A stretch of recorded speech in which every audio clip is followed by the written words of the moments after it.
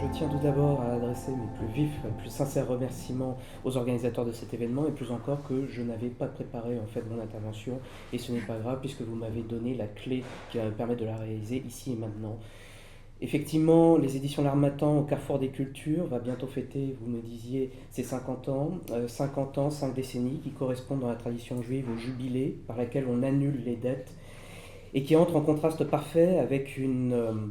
un cri du parlementaire Linguet en 1788-89, par laquelle il décrivent précisément la dette, et surtout la dette publique, comme une invention du XVIIIe siècle, une lèpre pour les nations.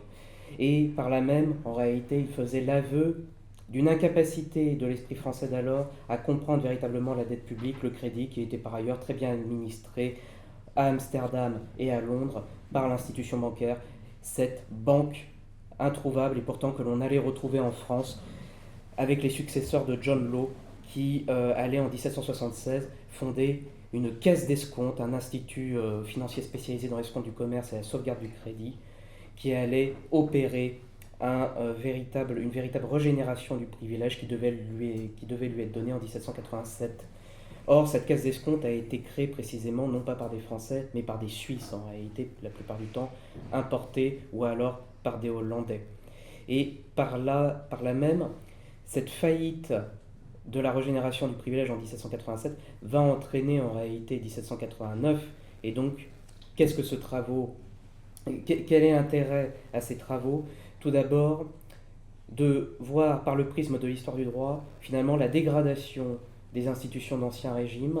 des institutions financières d'Ancien Régime, et comment, au travers de la lecture des normes, notamment législatives, le Royaume de France va intégrer progressivement ces homo novii, ces hommes nouveaux, capitalistes, d'origine étrangère, protestants, de la même façon qu'eux, étant les fils des Lumières financières, vont intégrer le Royaume de France dans la modernisation de ses outils de finance.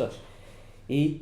malheureusement, donc, ne va pas y arriver tout de suite, il faut ce qui va entraîner la Révolution, mais qui, elle-même, va en réalité se résoudre en 1803, où l'on va revenir sur cet empire du droit qu'avait annoncé 1789 pour redonner un privilège à cette Banque de France qui en fait